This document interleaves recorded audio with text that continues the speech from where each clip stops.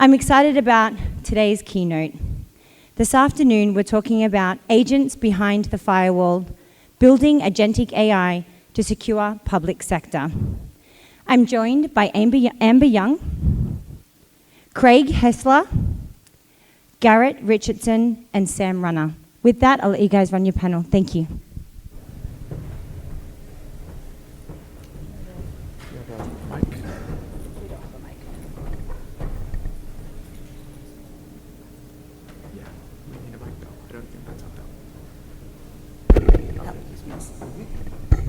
Hi, everyone. I'd like to see if we can get our slides up. Okay, wonderful.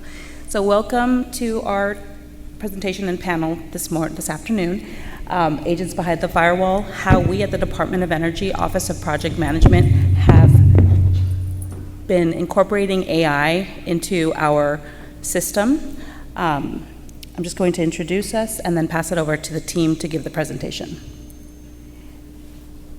So the team you're going to be speaking with today, and we encourage dialogue and questions. It's a little hard to see with the lights, but I think if you have a question and raise your hand or come up to potentially a mic, if there's any on the sides, I don't know how the conference is being run so far today. We'd love to hear your questions and get engagement. Who we have up here today is myself. I am the PARS system owner. You'll learn a little bit more about PARS. It's the Project Assessment and Reporting System for the Department of Energy.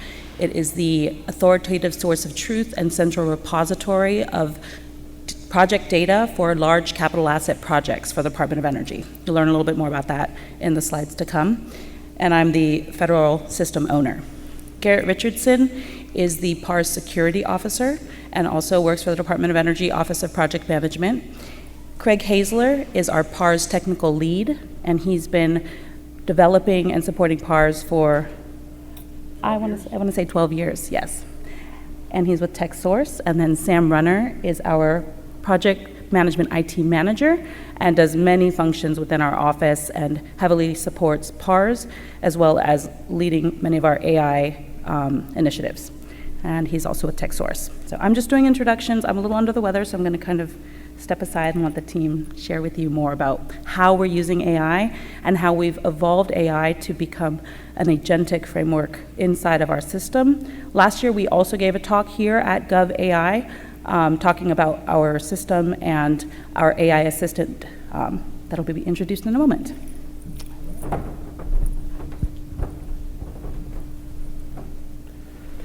Thank you, Amber.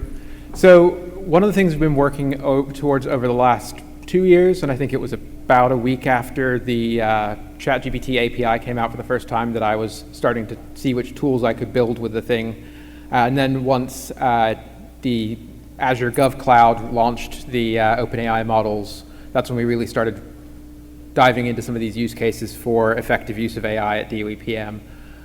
Since the beginning, the limitations of what we've been able to work with in the Azure Gov environment have meant that we've had to be a little bit more creative. We can't just use the best of the best models. We get to look on jealously from the sidelines as GPT-5 is rolled out, as GPT-4o was rolled out, and then we're 6 months to 12 months behind. So we've really had to figure out, okay, what are these newer models doing that is based on the model being effective versus what is the new models doing that's just because we've figured out more things about better prompt engineering, better tool use, things like that. Because we can steal all those good ideas about better prompt engineering and tool use and apply those to the older models. One of the things we've built over the last couple of years is a tool called Walt.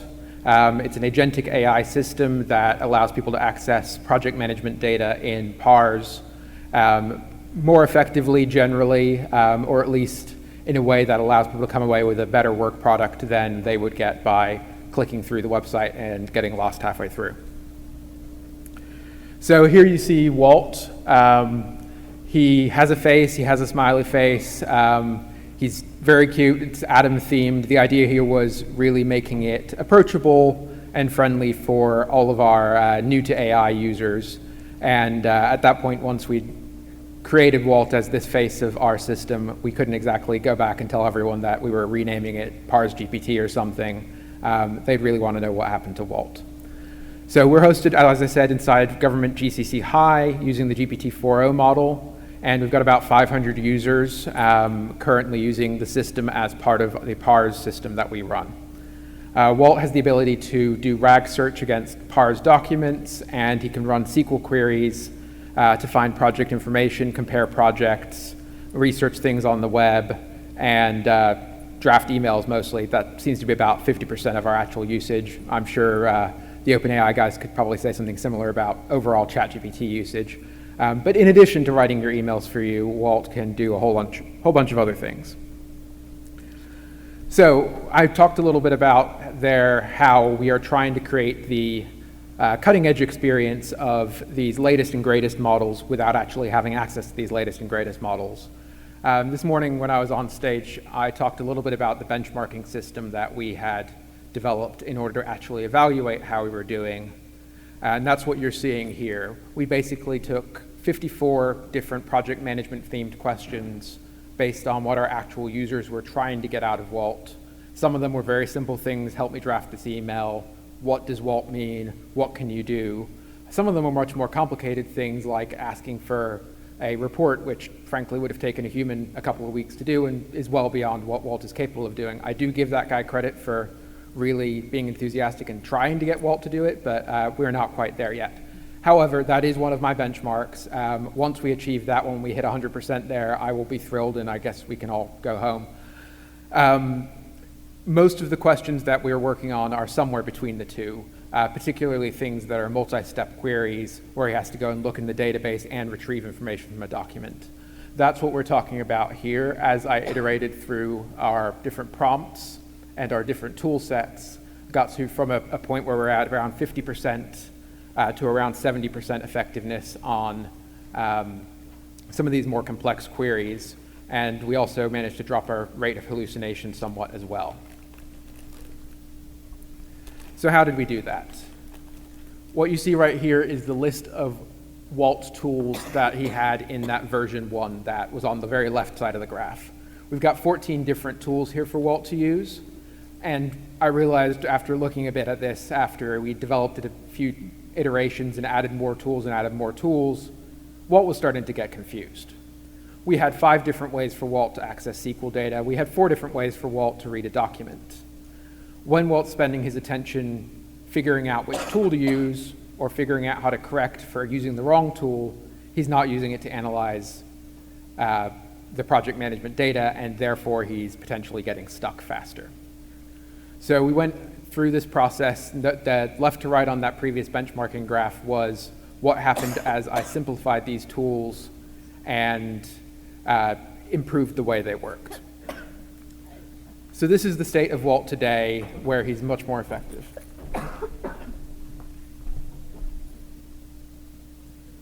He can still do all of the same things, but as you can see, he has much fewer tools to choose between, and things are much easier for Walt to figure out. He doesn't have to spend so much of his capability deciding what to do, and can instead spend it on looking at the data itself. Now, you may see at the top there that the SQL portion has all been consolidated to a single tool with some translation layers in between to give Walt both a simplified view and then the reality of our actual database.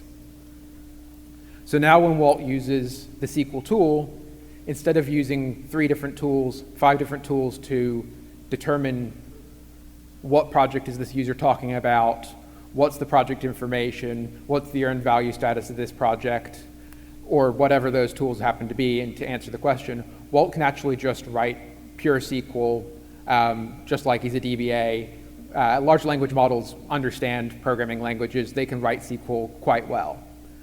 This gets passed into our system, which looks at what Walt asked for, realizes that he misspelled a couple of things or he guessed wrong on a couple of table names, auto-corrects that, passes it through a number of security filters, and then passes it back to Walt, who then enthusiastically continues what he was doing without thinking about the fact that he ran the entirely incorrect SQL query and we gave him what he was looking for anyway. Behind the scenes, it's a little bit more complicated than that, because we're not actually letting Walt run raw SQL against our production database. They really don't like you when you're doing that. Particularly Garrett over there tells me that I'm not allowed to just hook the agents up to the database. So instead we've built this system that takes the SQL query that Walt writes and basically breaks it down and derives the intent. It adds security filters, it fixes the errors that Walt might make, it adds things like a limit to make sure that Walt doesn't read 50,000 rows of data into his context window, and it adds appropriate security filters. It orders it in a sensible way if it forgets to include that, and basically turns it into something that Walt can actually work with. Now, that's not the entire process of how we improved it, and the other piece of how we made Walt much more effective is we adjusted our prompt significantly, and Sam's going to talk to you a little bit about that.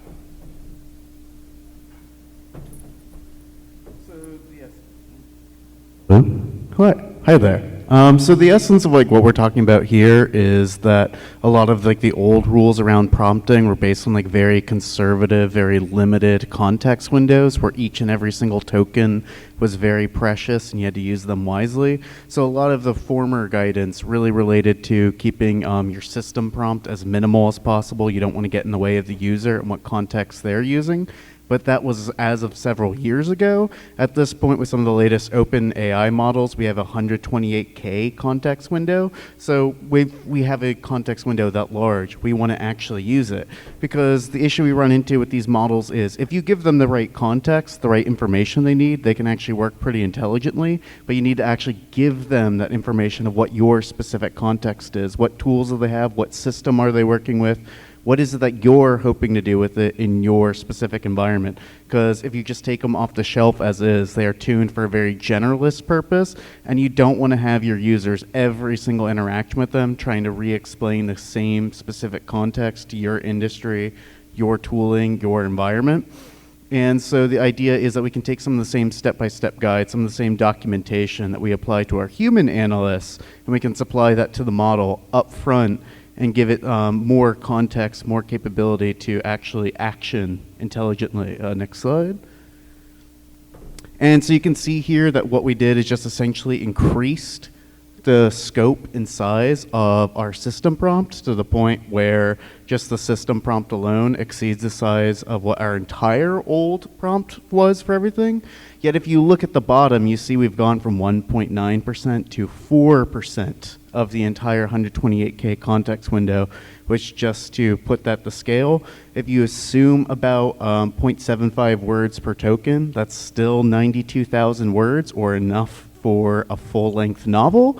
So even with that increased system prompt, you still have a lot of room to go with for the user to actually interact with the model. And if anything, they're going to get a far better experience and use less tokens, because since the model is better prompted up front, has better context for your environment, your situation, and the specific tools it can take advantage of, you're going to get better outcomes quicker and deliver better results for your users, because they're not fighting with the model, trying to get it to realize which of its tools it needs to use that your users don't really understand either. And so next slide.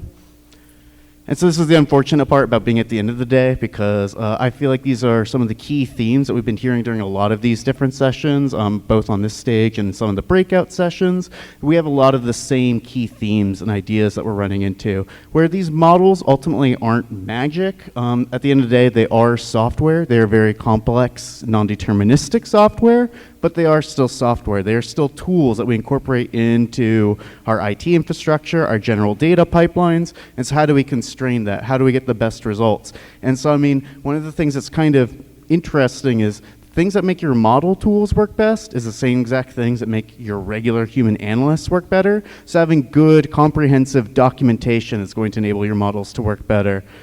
And the nice side about that is the model will actually read it, as opposed to most of your human analysts. Whether or not it'll pay attention is still a different matter, but at least it'll try.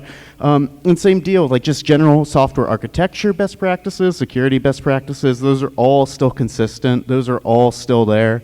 We still have the same idea of like we want to abstraction, we want to keep components separate. We don't need to like over entangle things, because it makes it harder to switch things out later. Like none of this is new. These are all well-known, well-defined things. And so that's how we unlock the best capability of these, is that we bring it down a bit. Because I feel like right now we always think about the models at such a high level, and it's so hard to wrap your brain around this giant thing. It's just software. It's just an endpoint that you're throwing data at. It's like a very, very complicated Word Excel but you can still kind of work around that and how you fit that into your environment, particularly as it relates to data security, which Garrett will be talking to in a minute. And so that's also where you get into the things like you want that human in the loop, because again, they aren't magic. But if you have people who are already knowledge domain experts, they can verify the output a lot more quickly, which can allow them to work far more effectively, because it is so much easier to critique than it is to create. So if you already have that knowledge domain expertise, you can work so much faster by having the first draft or two come out from the robot. You check it off, you tweak some things here and there, check some sources, and then sign off on it saying, yep, looks good. So trust but verify. Make sure, again, going back to the good software engineering, have smaller interpretable components. So that way when you're debugging it, as opposed to having this giant, complicated mess that you just cannot make sense of, look at each of those little steps along the way and find out which specific little step is going wrong and tweak it there. So none of this is like really new or groundbreaking. We just have to apply it to this new landscape that we find ourselves in. And I feel like that's how we facilitate public trust and buy-in, by demonstrating to people, here's how we verified the system, here's how we're actually verifying the output. We're not just blindly trusting it like a mystic oracle. We're actually using it as a data analyst tool to empower our existing human agents and make them work better. The best analogy I keep thinking of is just think of it as infinite interns. Whatever kind of work you would assign to an intern, you would trust them, and whatever documentation and tools you need to make your interns effective, think about that with how you incorporate these various AI agents and models into your work environment. Hello, there we go. Yeah. In line with that, I love Walt, I love these models, but they scare me. As a security officer, there's a lot of flexibility in what the models can do. So we have them inside of a zero trust environment. And in there, large language models, they don't necessarily make good security decisions. So we want to eliminate the option that they may make that. So whenever you're dealing with a large language model, you have to assume the worst case scenario. Is the data being exfiltrated or sent outside of my environment, and do you have the ability to stop it if that is happening? Most agents do specifically most of what they're told to do, but they do have a tendency to do more than what they're asked to do. And part of that approach is that we want to always have a human in the loop that actually looks around to make sure that, hey, we put it in an environment where we can actually test to ensure that what's asked of the model is actually being done. Next, please. With this agent, we have tool sets in our agentic models, and we exercise least privilege. So Walt can only do what have access to the tools and the data that's accessible to do the job asked of it. We have user rules in place, so if the user themselves don't have permission to see the parse data, Walt as a tool won't see the data itself or have availability to access the data. There's also, within the tool sets, Walt has the ability to go on the internet. So if the question is asked via a prompt for an answer and is not located in the database, one of the tool sets is Walt has the ability to go and inquire on the internet to find out if the answer is external to the data set and bring it back in and report back in. One of the rule sets that we have is if Walt goes external to the community or external to the data to actually access a file or something like that, they can't see the data internal. And likewise, if Walt touches the data internally first, he can't take the data that he now has and go external because that's a source of potential data spillage. So we kind of lock him down once he has access to internal resources. And that's kind of how we keep Walt from spilling data externally. And that's all I have. Thanks. Thank you, Garrett. So to wrap things up, Walt is a production tool. We're handling about 500 users. It is helping people do real work. Some of our users are really, really leaning into it. Some of our users have tried it a couple of times and now enthusiastically use it to write emails and nothing else. We're still working on those guys. But the fact that they're in there using it does mean that they're going to be more exposed to more functionality that we add. And the hope is that when all of our users get back from their vacation that they're all on right now, we will have even more capabilities waiting for them when they get back. We found that smart engineering doesn't quite make up for a few $100 million in investment in newer models, but it is definitely not worthless. It is definitely worth doing. I currently don't have that kind of budget for engineering new models on Azure, and Garrett doesn't look like he's going to give it to me anytime soon. So we're waiting on Microsoft and OpenAI and whoever it is that makes these decisions about what's available in GCC High. I'm ready for GPT-5 to be there, but until then, I will be working to take all the best ideas from all the best Silicon Valley startups in terms of prompting and prompt engineering and context engineering and applying them to the resources that we have, and it's worked well enough to give us a really usable approach. I highly encourage any other agencies that you guys might be supporting to try similar approaches if you're working in these GCC High environments. That doesn't mean that you don't have to build something. It doesn't mean you have to wait for more models to come out. The models that are available now are incredibly capable if you're doing it right. And we do invite you to connect with us on LinkedIn if you scan that, and we, I think, have a few minutes for questions if anyone has any questions for us. And if someone could handle pointing to people with questions, because I cannot see. I got a mic here. Yes, if someone could distribute a mic. All right. The name and company would be great. Hey there, I'm Joseph Wilhelm with Jethead Development, and I'm curious about what you're doing with local models, so on-prem air-gapped. Oh, right over here. Right There you go. There you go. Could you repeat the question? I'm sorry.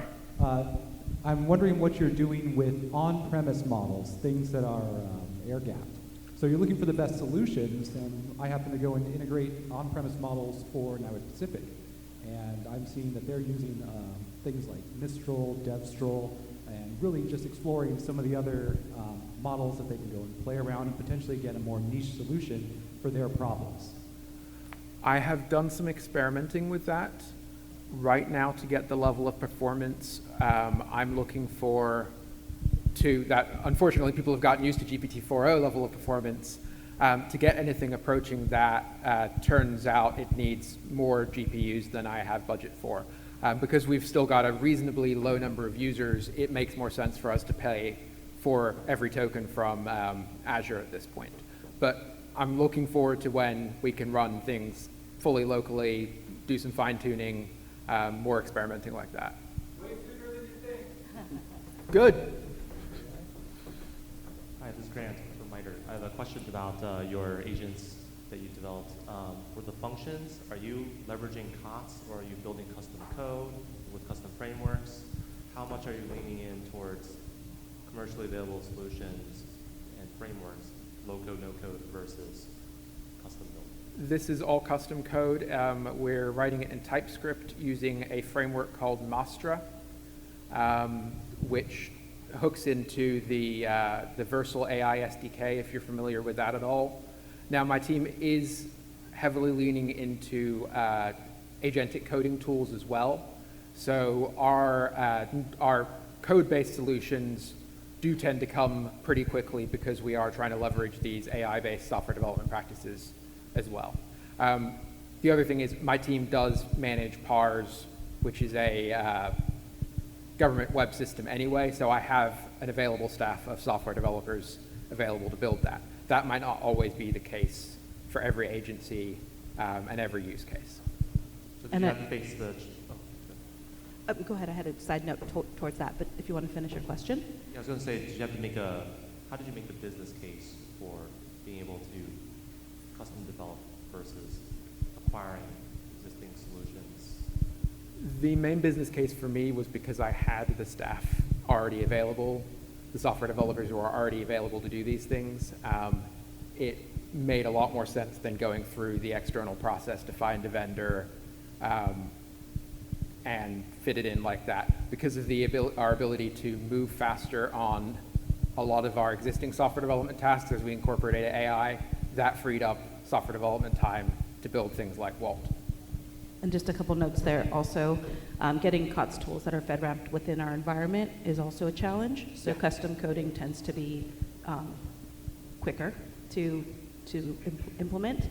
And then just an interesting side note on use cases. So it's partially what we may want to talk about here in these types of presentations are how are people in our community using the AI? One specific use case is connecting our experts in the subject matter. One of our areas of expertise that PARS houses is earned value management. It's a very specific type of project management that's very rigorous and data-driven and has many metrics and a lot of expertise required to fully understand the breadth and scope. So we have some of our experts in EVMS who have used Walt to develop code to create metrics and whatnot for the PARS team. So Walt, our AI assistant, being a bridge for a non-developer who has expertise to then talk and help in the development components. It was a very interesting use case. One more quick question. Ron Delabanks, Texas A&M. Thanks for a great presentation. The question is about context management. So, for example, if you get employee A had an instance conversation with Walt, and then here comes employee B, right? How do you kind of say, for example, the lessons learned from employee A could also be used with employee B? That's a large part of my role, is education across users and complex, and we're doing as many educational points as we can to identify needs, identify gaps, build solutions. Craig has been tremendous in when a need is identified. I think it's one of his personal motivators. If someone has something frustrating, he is very, very self-motivated to find a solution, and he has found some amazing creative solutions to many, many problems within the order of a day, 1 day, 4 hours. I was interested in a Gantt chart. He built one from scratch. We needed a dashboard to monitor a log for this one COTS tool that's embedded. He built that within a day. We needed an evaluation assessment for a learning curriculum, and he did that, again, in about 1 day with some iteration. So we're trying to identify the needs as quickly as possible and educate our user base on how to use AI, but also how to bring us challenges that we can then automate and build efficient tools for them. So it's a huge education and literacy, AI literacy that is ongoing. And the other piece of that we're doing is we don't wait for the users to come and tell us that they had a bad experience and something didn't work with Walt. We're periodically passing almost all Walt conversations through another layer of LLM analysis to flag frustration levels, flag whether something was successful or not, both so that we can graph it over time and find out that when I added something new to the model, suddenly Walt was pissing everyone off, or perhaps that Walt forgot how to do some basic function because one of our developers accidentally deleted a piece of the prompt, or whatever it might be. The idea there is that we can immediately address that and also address, hey, a bunch of these users are asking for something that they expect Walt to be able to do, but we never hooked Walt up to that database or that system. Now we know there's a demand for it. And it is amazing how much users will tolerate frustration and give up and just never say a word to the system owners. So being able to go through and process all of that data in bulk is really big for realizing what people are actually doing with the system. Thank you so much. Let's give it up for the PARS team at Department of Energy. Thank you so much. Our public servants keeping everything moving along when a large part of the government shut down. Thank you so much for being here and sharing all that knowledge. That was fantastic.